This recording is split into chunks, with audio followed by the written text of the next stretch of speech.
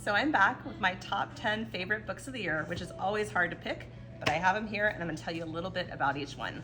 I'm gonna start with a short story collection, Nobody Gets Out Alive, which all takes place in Alaska. And these stories capture the independence of the people there, their struggles, but their sense of community. And it's told a lot through the perspective of women in Alaska and kind of surviving all the different elements. And it's super compelling. I remember almost every other story, even though I read this like about 9 or 10 months ago, every single story stuck with me.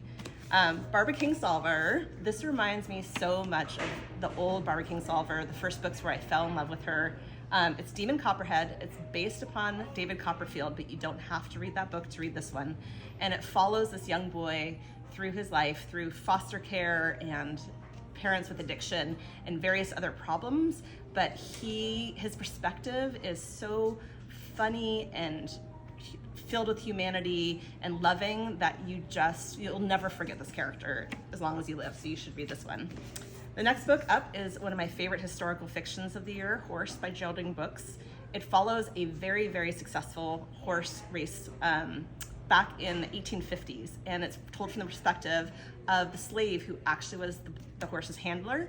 And then later in the 1900s and the 2000s, when they find the skeleton of the horse and a painting of the horse, and kind of how this horse and this life kind of impacted through multiple decades. Super fascinating and really great.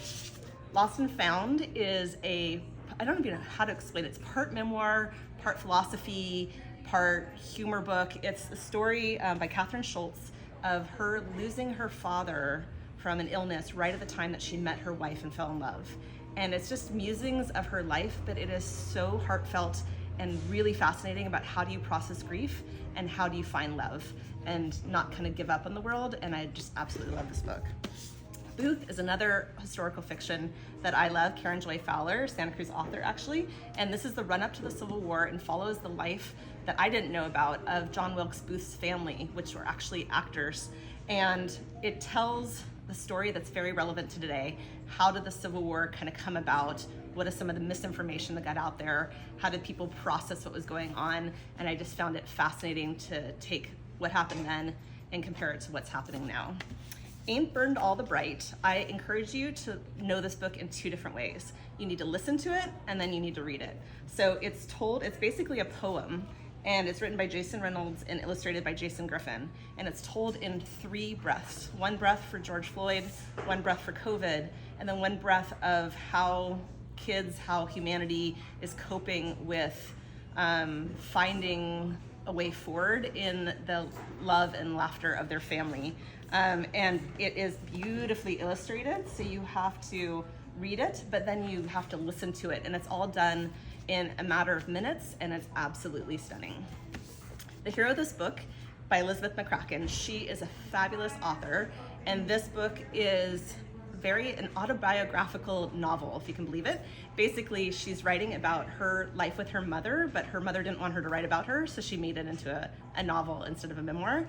And it's her walking through the streets of London, getting older, commenting on what that's like, and remembering her mother. And it tells you that you have these really complex relationships with the people that you love the most, but they make you who you are, and it was fabulous.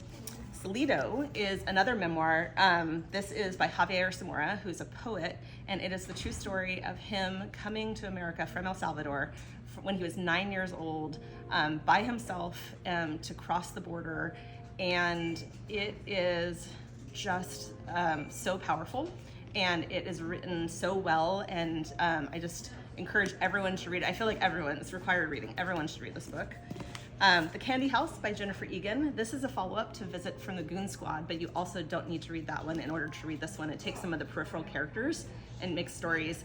And it's a story about technology and the creation of a technology company and all these people that were involved with it, but actually how we need to make connection outside of technology and what impact technology has on our lives. But she is one of the most innovative, interesting authors. One of the chapters in this is written all in tweets, for instance, and so it's a really innovative, interesting book. And my last one's a little bit of a cheat because it actually came out in 2021, fall 2021, but I'm going to put it in my best of 2022 because I read it this year. and I absolutely loved it. It is the story of a Greek and a Turk teenagers who fall in love, and the story of the Civil War that breaks them apart.